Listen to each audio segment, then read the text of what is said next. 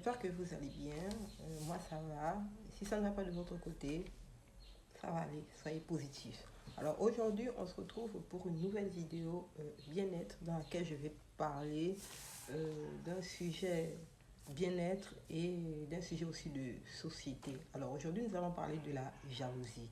Plus précisément de la jalousie dans les familles. Et oui, dans les familles. Je ne vais pas dire dans les familles africaines, je vais dire dans la famille en général. Parce que la jalousie est devenue vraiment un fléau qui divise toutes les familles qui sont en Afrique ou même chez les Blancs, comme on dit souvent, la jalousie est omniprésente et omnipotente et c'est très grave. Alors dans la vidéo aujourd'hui, nous allons voir comment gérer les gens jaloux de la famille, la jalousie, les personnes jalouses dans les familles, comment les gérer.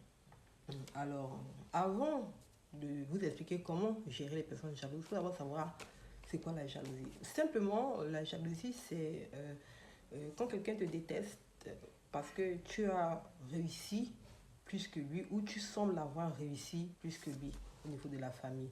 Comment tu peux reconnaître quelqu'un de jaloux? C'est simple. Ça peut être quelqu'un qui parle de toi derrière ton dos, ça peut être quelqu'un qui fait circuler des rumeurs pas euh, vraies sur toi. Il y a des rumeurs vraies, il y a des rumeurs fausses. Ça va être quelqu'un qui te souhaite le mal, quelqu'un qui souhaite du mal à tes enfants. Bref, euh, c'est quelqu'un de vraiment toxique pour toi, quoi. C'est ça, quelqu'un de jaloux. C'est comme ça que tu dois reconnaître que, ah, telle personne est jalouse de moi. Mais non, comment gérer ça? Comment gérer cette personne qui est jalouse? Alors, je vais te donner 4 idées qui vont t'aider à gérer les personnes jalouses de la famille. Première chose que tu dois faire, tu ne dois pas partager avec cette personne. Ne partage pas avec cette personne. Il y a une idée fausse qui circule souvent, selon laquelle quand une personne est jalouse de toi, c'est parce qu'elle n'a pas. Donc, si tu lui donnes, elle va plus être jalouse. Mais en fait, c'est faux. La vérité, c'est que une personne qui est jalouse est en réalité en compétition avec toi. Donc, a toujours envie de montrer qu'elle est mieux que toi. Si tu lui donnes de la force, cette personne va utiliser cette force contre toi. Est-ce que tu comprends? C'est simple. Ah, c'est quoi cette mouche-là? Excusez. C'est comme si tu étais en face de, tu avais en face de toi un chien enragé et que tu disais, bon, je vais lui donner une cuisse de poulet comme ça, le chien enragé n'aura pas envie de me manger. Ce qui est sûr, le chien va manger d'abord l'os que tu vas lui donner et ensuite le même chien va s'attaquer à toi. Donc c'est pas la peine de penser que tu vas lui donner et que en lui donnant, elle sera plus jalouse. Non. En lui donnant, tu vas encore lui donner la force pour te pourrir la vie. C'est tout simplement ça. Deuxième chose que tu dois faire pour gérer une personne jalouse, c'est éviter de donner des informations sur toi ou sur tes enfants. Il y a des choses que tu as envie de faire, que tu as envie d'entreprendre. Même si c'est la famille, oui, on a envie de se confier. Ah, mais il faut sélectionner quand même. Est-ce que tu es obligé de forcément dire à la personne là, si tu sais que la personne là nourrit déjà de la jalousie envers toi, est-ce que tu vas partager cette information? Non. Les choses comme, je sais pas, des ambitions de mariage, des ambitions professionnelles, c'est pas des choses que tu vas partager avec cette personne. Non. Parce que si tu partages ces informations avec cette personne peut, je sais pas, avant que le projet de naisse, va tuer déjà le projet. Oui, ça se passe comme ça. C'est ce que cette personne va faire. Donc ça ne sert à rien de donner des informations personnelles comme ça sur toi, les choses que tu as envie de faire, des ambitions. Garde ça private. Certaines choses doivent rester privées. Maintenant, troisième chose que tu dois faire, il faut confronter. Troisième idée, c'est qu'il faut confronter la personne. Quand je dis confronter ici, je suis pas en train de dire que tu vas venir agresser la personne. On est dans une situation de bien-être. On n'est pas là pour agresser les gens. Tu consultes la personne, tu fais savoir à la personne, ah écoute, je sais ce que tu fais, je vois ce que tu fais, tu as fait ci, tu as fait ça, tu as fait ça, c'est quelque chose que j'ai vu, je n'invente pas, tu as fait ça pour me nuire et je n'ai pas apprécié. Oui, il faut confronter la personne. Il faut confronter la personne et lui mettre au courant des faits, que vous savez que vous êtes au courant de ce que cette personne fait derrière votre dos. Oui, parce qu'en confrontant la personne, ça aide, ça vous donne de la force. Et ça fera en sorte que la personne sera dorénavant plus prudente quand elle va vouloir vous faire des choses qui ne sont pas bien. Parce que la personne sait que vous voyez. C'est important de mettre les gens au courant. Je te vois, je sais ce que tu fais et je n'apprécie pas ça.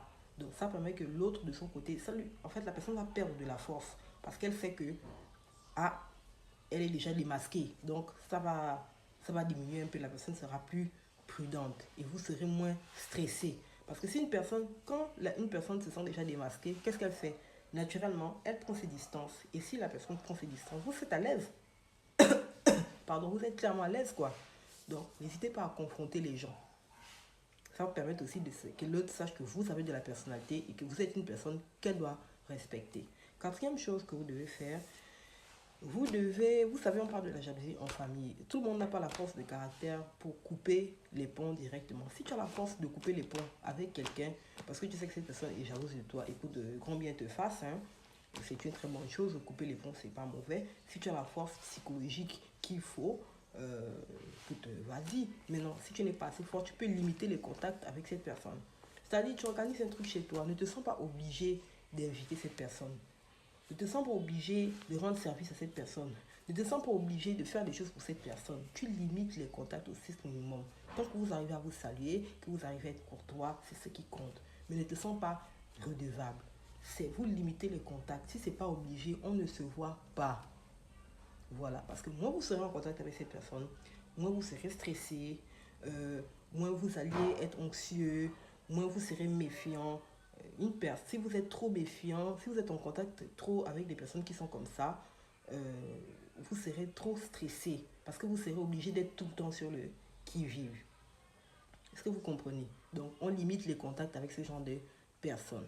Pourquoi je fais cette vidéo? Parce que nous savons et nous ne sommes pas des enfants. Nous savons très bien que s'il y a une personne qui peut facilement tenir, ce n'est pas la personne qui est loin de toi, c'est celle qui est proche de toi. Un ennemi qui est loin de toi, c'est facile à gérer. Mais par contre, un ennemi déguisé en membre de la famille, ça c'est très dangereux. Donc il faut savoir comment gérer cette personne parce que oui, elle est proche de toi. Et donc elle peut facilement t'atteindre parce qu'elle sait connaître tes forces et connaître tes faiblesses. Donc c'est pour ça qu'il est très important de gérer ce genre de situation de façon concrète. Parce qu'il ne faut pas jouer avec. On peut jouer avec les gens qui sont loin, c'est pas grave. Mais les gens qui sont proches de nous, là, on doit faire très attention. Parce que c'est souvent les personnes qui sont proches de nous qui nous amènent à la perdition. Alors, c'était tout pour la vidéo d'aujourd'hui. Si tu as appris quelque chose,